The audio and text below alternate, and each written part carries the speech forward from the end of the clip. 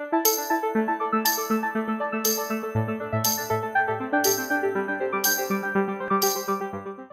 have a panel session now, but I'm going to ask each individual member of the panel to come up first of all, and then we'll have a Q&A at the end of it. Welcome to you all. Thank you for joining us today, giving up your time. Our first panellist is Claire Tymon, who's the director at PlaceShakers CIC. So, just had a look on Claire's LinkedIn profile before I came here. She works best when collaborating with other creative professionals to achieve a goal. And she's working with a wide range of partners and collaborators, including local authorities, artists and cultural organisations, transport, housing regeneration and economic development companies, and a whole host of others. So it really fits, I think, in with what Wayne was talking about this morning to some extent. So welcome, Claire. Join us up on the lecture. Thank you. Hi everyone.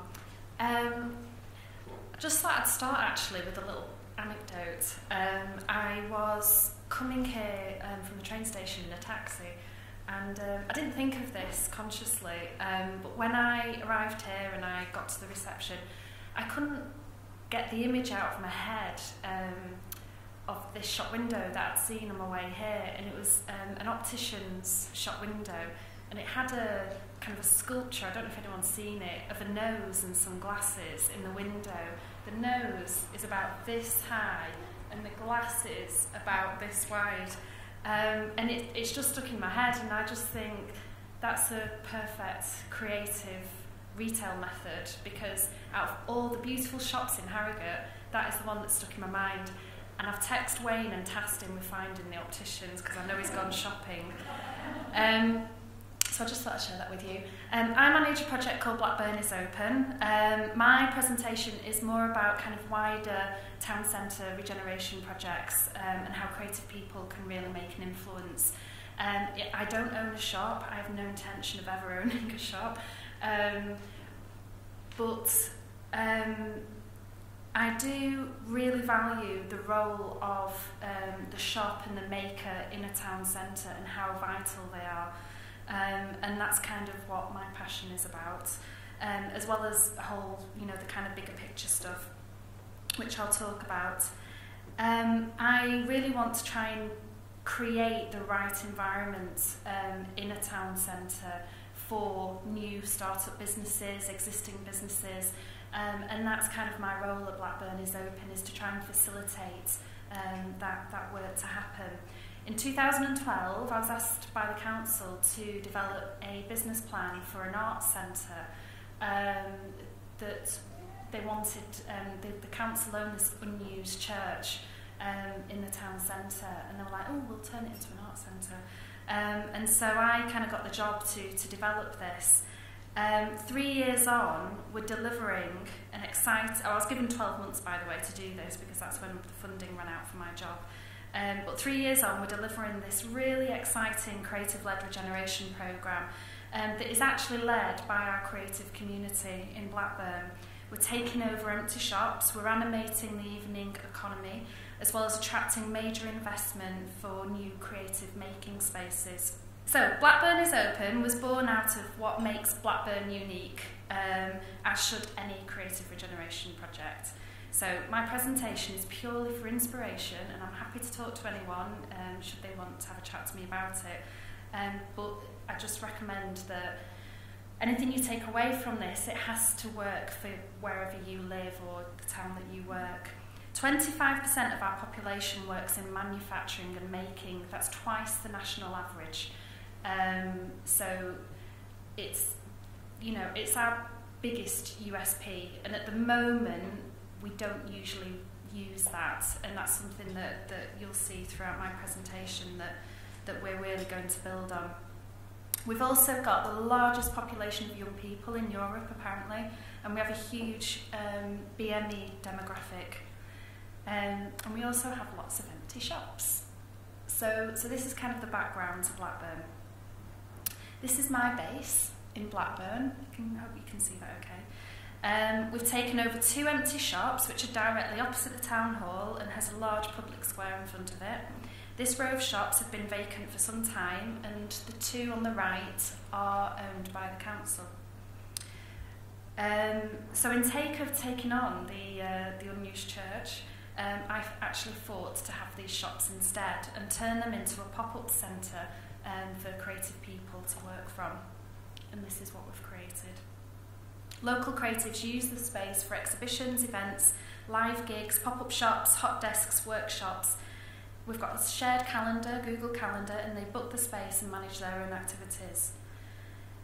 However, the space soon became too small for much of these activities, and as fate would have it, a local group of creatives have set up a community interest company and have now taken on the unused church and developed it as an arts centre, so it's perfect.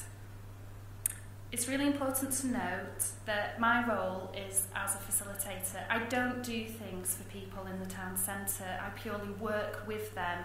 I collaborate. I help them develop their ideas and work together to see how we can make them, be delivered or, be realised. If I did do things for everybody, it wouldn't be sustainable. And a lot of the time people go, oh, you could do this, you could do that. So our ethos is Blackburn is open to ideas, to creativity, to business and to you. And we've got a huge programme of activity and that takes place, and I'm going to kind of give you a snapshot. We've focused our activity in one section of the town centre, which had the highest number of empty properties. But they also include beautiful Art Deco ballroom, a 3-storey building next to the museum, a row of Georgian terraced buildings and the church. We've supported around 15 businesses in 18 months. Some of those businesses wanted a retail unit, some just want studio space or a market stall, and others just want to get involved in any way they can. We've created a template, a business plan template that's downloadable from our website, and all we ask is that they fill that in as best they can, along with a mock-up of what their shop front might look like, and then we deliver that to the council, and then they're kind of granted free rent and rates if we can do that. Otherwise, we give them some startup business grants. And sometimes we have funded the design of the mock-up of the shop front, because something that we're really passionate about is good design in the town centre. So that's something that we really stipulate. So this is this shop. It's not there anymore. But one of the things that we're really keen on is that we kind of help develop businesses. And if after 6 months that business thinks, actually, this isn't for me, retail isn't for me, then that is seen as being absolutely fine. We kind of call this our pop-up shop programme. Not everyone realises what it takes to commit to opening a shop and having a retail business. Nicola is our local taxidermist. She's absolutely fantastic, brilliant at what she does, but she couldn't actually make what she does in the shop while being in there selling her products, as you can imagine. And she didn't realise this until after 6 months on. She really struggled. But what she does do really well is have workshops, affordable workshops, that if you were to do the same workshop in Manchester City Centre would cost you 4 times the amount. So in the museum we have Taxidermy Tuesdays. They were sold out. She's run about 8 so far, 10 people in a workshop, and they just sell like hotcakes. And you can have, you taxidermy your own mouse. Yeah. This is number 11, which is now what was Nicola's shop, and Liz is going to talk a bit more about number 11. She's from number 11. But what we're doing along the street where we have some of these shops is looking at ways we can animate the street and help improve the businesses that are there. So we have worked with the Blackburn BID, which is a business improvement district, who have helped fund a monthly programme of maker fairs along the town, and we had one on Saturday, just gone. And they curated street performers, street artists, and we've got one a month for the next couple of months to see how it will go, and we'll evaluate it. This is another idea that we did a couple of years ago. We animated 12 shops of Christmas. We engaged the local college art students. Each student had a £50 material budget and worked with an independent business, and we marketed that as a trail 6 weeks prior to Christmas. And we've also given the college some pop-up shops and had students working in them. And this one, they were making and printing T-shirts. We've also worked with existing businesses. Decades has actually been running probably for about 20 odd years in the town centre. It's a vintage shop that, apparently Twiggy has bought stuff from there. And so we've helped rebrand the shop and bring it kind of, into the 20th century. And we've also given her a pop-up shop. This is her shop on this is what her shop looks like. So the kind of the look and the brand is really important. If you haven't got the funds to help do your shop up, then that kind of online business and the perception of it. One of the things I'd highly recommend, should you go down this route, is that you have committed and influential ambassadors and advocates who aren't kind of linked to the local authority, who aren't linked to any political party, because that just doesn't make it sustainable. Having people who are passionate about your town or your city is absolutely invaluable, and I'm really, really lucky that we have Wayne Hemingway. He's from Blackburn, and Christine Court, who's the lady in the middle, she's the MD of Manchester International Festival. They're both from Blackburn. Christine still lives in Blackburn. And Michael Winterbottom is from Blackburn, the film director, and we're cooking up a project that he won't be able to say no to. Just be careful what advocates you get on board, because sometimes they're a bit hard to shake off. But I love Wayne to pieces, honest. This is another project that we're developing at the moment. So as well as helping our small local independent businesses, we're also trying to attract those that are starting up in their business and they want to go on and do some fantastic stuff. So we're creating a project called the Making Rooms. This building is adjacent to the museum. It's right opposite my little pop-up centre. And we've attracted 650,000 to develop this into a making space. And it wasn't difficult. I know that might sound like a huge amount of money, but it really wasn't, because we've got a vision and an idea and something that makes sense for Blackburn, and funders want to fund it. So that's really exciting. 2 years ago when we started this, we didn't know that this was what we were developing. We've had 2 years of testing ideas, trying things out, not being afraid to fail, learning from what we're doing, constantly, getting feedback from critical friends. And literally we've developed this in the past week, which is about supporting people's ideas, getting them to make them happen, testing them, being able to launch them, and then celebrating them. And so next year we're going to have the UK's first Festival of Making. We're going to have a taster event in September. So some top tips. I found lots of ideas from lots of different towns and cities. I've probably spent about 6 months looking at precedents, going to visit places, looking at what inspired me. I'm constantly recruiting influential advocates. Hopefully I inspire people on a daily basis when I'm in Blackburn to get them engaged and involved, embedding sustainability in everything that you do. I'm really rushing through this. Test ideas, learn and adapt them. One size doesn't fit all. It's kind of what I was saying earlier. It's got to be right for what your town is, what it represents, who your customers are, and keep going. Don't give up. It's really easy to give up, and it's there's so much help and support out there, and it's just finding where you can get that. Sorry, that's me. Thank you.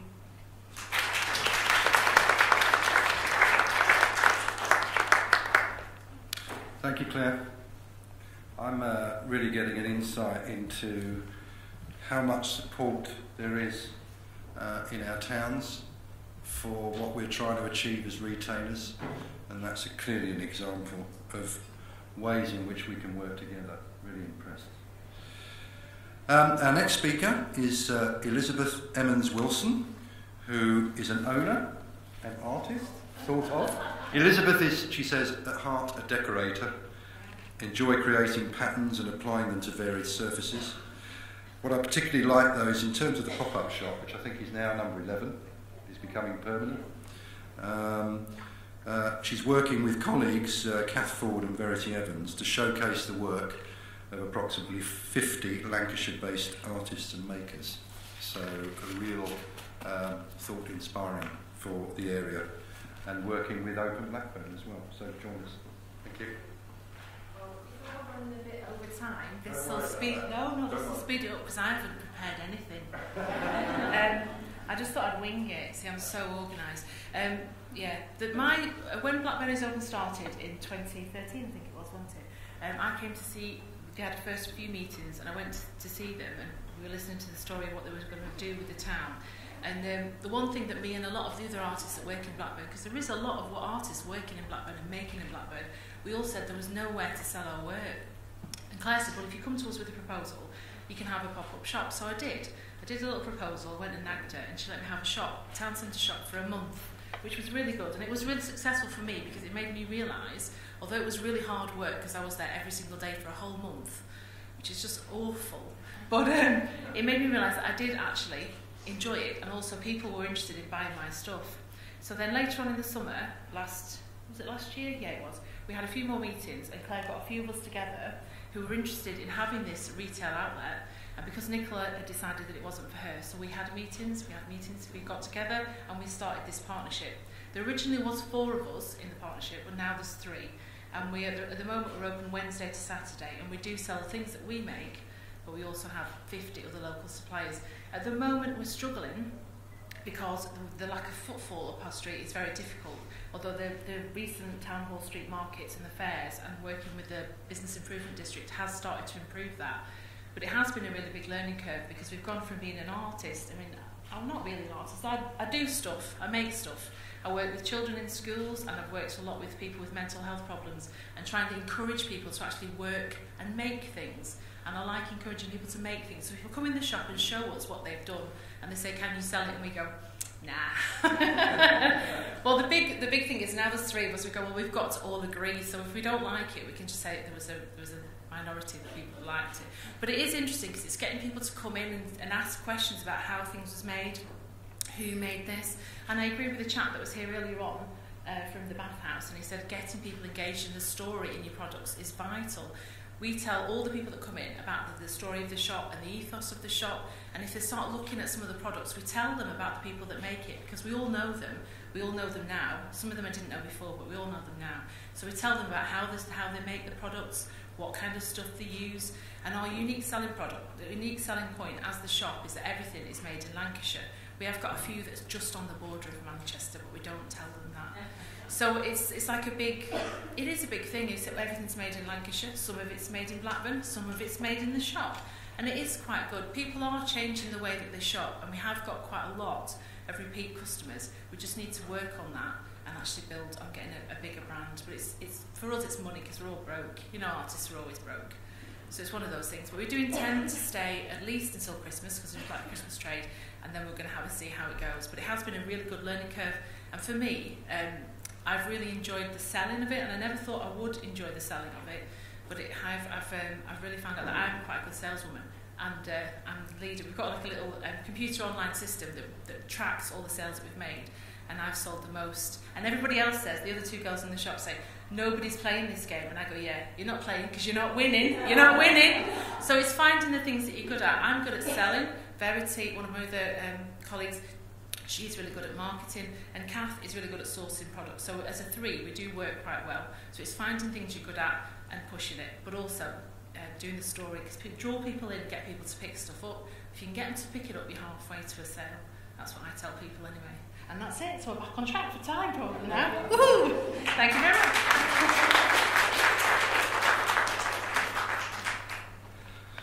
Well, Elizabeth, if I could wing it as well as you do, well done. Really inspiring in terms of what can happen when you get together. I really think it's great.